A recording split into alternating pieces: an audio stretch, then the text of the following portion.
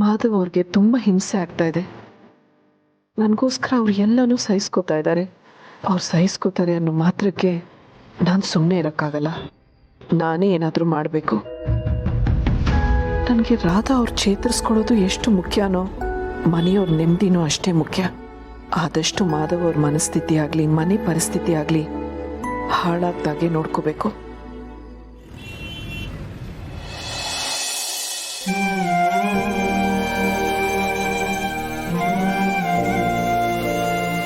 ಮಾಧವ್ ಅವರೇ, ನನಗೆ ತುಂಬ ಹೊಟ್ಟೆ ಹಸುತ್ತಾ ಇದೆ. ಹಸು ತಡೆಯೋಕ್ಕಾಗ್ತಾ ಇಲ್ಲ. ಹೊಟ್ಟೆ ಎಲ್ಲ ನೋವ್ತಾ ಇದೆ. ನೀವಿನ್ನೂ ಊಟ ಮಾಡಿಲ್ವಾ? ಓಹ್, ಊಟ ಇಲ್ಲಿಗೆ ತಂದಿದ್ದೀರಾ? ಕೂತ್ಕೊಳ್ಳಿ. ಇಷ್ಟೊತ್ತಾದರೂ ಊಟ ಮಾಡ್ತಿದ್ರೆ ಆರೋಗ್ಯದ ಗತಿ ಏನಾಗಬೇಡ.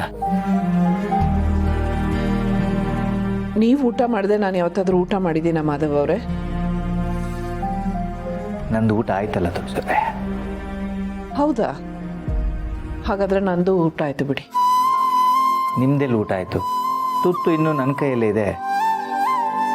ನಿಮ್ಮ ಊಟ ಆಗಿದ್ದು ಹೀಗೆ ತಾನೆ, 2 ತುತ್ತು ತಿಂದು ಎದ್ದು ಬಂದ್ಬಿಟ್ರಿ. ಯಾಕೋ ಊಟ ಸೇರಲಿಲ್ಲ ತುಳಸವ್ರೆ. ಯಾತಕ್ಕೆ ಅಂತ ನಾನು ಕೇಳಲ್ಲ. ಉತ್ತರ ಗೊತ್ತಿದ್ದು ಪ್ರಶ್ನೆ ಕೇಳಿದ್ರೆ ತಪ್ಪಾಗತ್ತೆ. ಆದ್ರೆ ಸಮಸ್ಯೆಗೆ ಪರಿಹಾರ ನನ್ನ ಹತ್ರ ಇದೆ. ಏನು ಹೇಳ್ತಿದ್ದೀರಾ? ಈಗ ನಿಮಗೂ ಹಸು ಶುರುವಾಗತ್ತೆ ಅಂತ ಹೇಳ್ತಾ ಇದ್ದೀನಿ. ಇಲ್ವಲ್ಲ, ನನಗೇನು ಹಸು ಆಗ್ತಿಲ್ಲ. ನನಗಾಗ್ತಿದೆಯಲ್ಲ. ನನ್ನ ನಗು ನೋಡಿ ನೀವು ಸಂತೋಷ ಪಡ್ತೀರಾ, ನನ್ನ ಅಳು ನೋಡಿ ದುಃಖ ಪಡ್ತೀರಾ. ಅಂಥದ್ರಲ್ಲಿ ನನಗೆ ಹಸುವಾಗ್ತಾ ಇದ್ರೆ ನಿಮ್ಗೆ ಹಸುವಾಗದೇ ಇರುತ್ತಾ?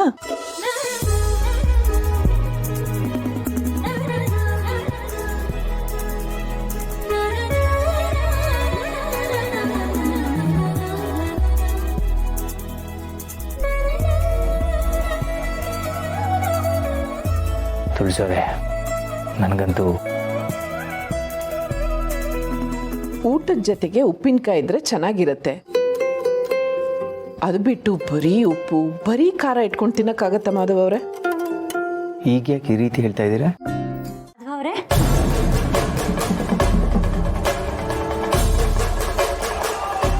ನೋಡಿ ನಿಮ್ಮ ಬಟ್ಟೆ ಎಲ್ಲ ರೆಡಿ ಮಾಡಿದ್ದೀನಿ. ಸ್ವಲ್ಪ ಸುಕ್ಕಾಗಿತ್ತು, ಐರನ್ ಮಾಡಿದ್ದೀನಿ.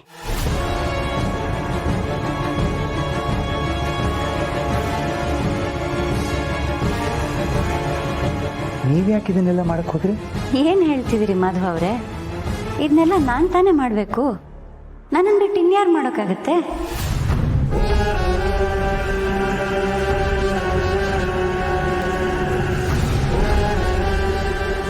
ಸರಿ ಸರಿ, ನೀವು ಬೇಗ ರೆಡಿಯಾಗಿ ಬನ್ನಿ, ಆಫೀಸಿಗೆ ಲೇಟ್ ಆಗುತ್ತೆ. ಈ ಡ್ರೆಸ್ಸು ನಿಮ್ಗೆ ತುಂಬ ಚೆನ್ನಾಗಿ ಒಪ್ಪುತ್ತೆ. ಇದನ್ನು ನಾನೇ ತೆಗೆದಿಡಬೇಕು ಅಂತ ಅಂದ್ಕೊಂಡಿದ್ದೆ, ಅಷ್ಟರಲ್ಲಿ ನೀವೇ ತೆಗೆದಿಟ್ಬಿಟ್ಟಿದ್ರಿ.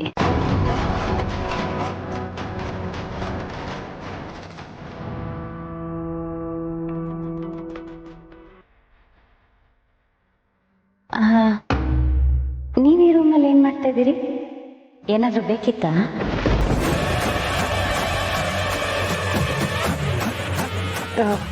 ಏನಿಲ್ಲ, ಸುಮ್ಮನೆ ಬಂದೆ ಅಷ್ಟೇ. ನನ್ನಿಂದ ಏನು ಮಾಡೋಕ್ಕಾಗ್ತಾ ಇಲ್ಲ. ಆ ಮಗುನ ಎತ್ಕೊಂಡು ಬಂದಿದ್ರೆ ಇಷ್ಟೊತ್ತಿಗೆ ಮಾಧವನ ನೆಮ್ಮದಿ ಹಾಳಾಗ್ತಾ ಇತ್ತು. ಆ ಮನೆಯವರೆಲ್ಲರೂ ಗೋಳಾಡ್ತಿದ್ರು, ಒದ್ದಾಡ್ತಿದ್ರು. ಅವರ ಒದ್ದಾಟದ ಧ್ವನಿ ಕೇಳಿ ನಾನು ಆನಂದವಾಗಿರ್ಬೋದಾಗಿತ್ತು.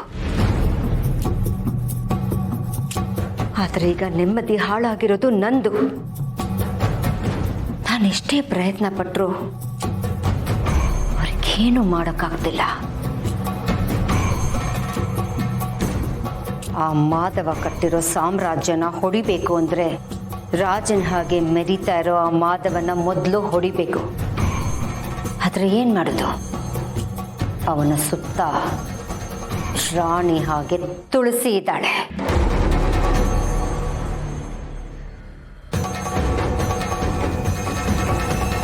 ರಾಣಿ ಆಗಿರೋ ತುಳಸಿನ ಹೊಡೆದ್ರೆ ಮಾಧವನ್ನ ಹೊಡಿಬೋದು ಅನ್ಕೊಂಡೆ. ಅವಳನ್ನ ಮುಗಿಸೋಕೆ ಎಲ್ಲ ಕಡೆಯಿಂದನೂ ಪ್ರಯತ್ನ ಪಟ್ಟೆ.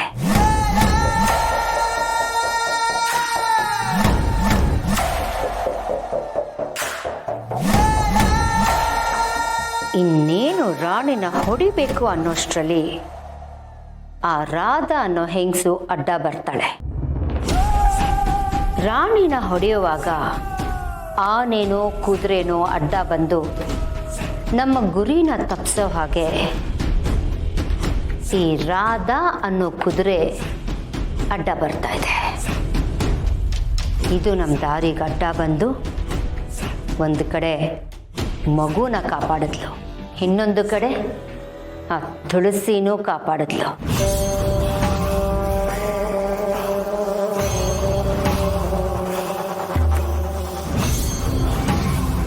ಮೊದಲು ರಾಣಿಗೆ ಅಡ್ಡವಾಗಿ ನಿಂತಿರೋ ಆ ರಾಧಾ ಅನ್ನೋ ಕುದುರೆನ ಉರುಳಿಸ್ಬೇಕು.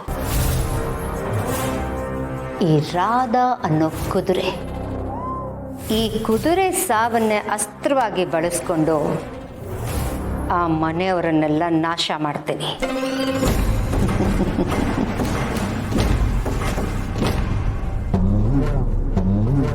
ಇಲ್ಲ, ಇನ್ನು ನಾನು ಸುಮ್ಮನೆ ಕೂತ್ಕೊಳ್ಳೋದ್ರಲ್ಲಿ ಅರ್ಥ ಇಲ್ಲ. ಪೊಲೀಸು ಸೆಕ್ಯೂರಿಟಿ ಅಂತ ನಾನು ಹಿಂದೆ ಇಟ್ಟು ಹಾಕಿದ್ರೆ ಯಾವ ಕೆಲಸಗಳು ಆಗಲ್ಲ.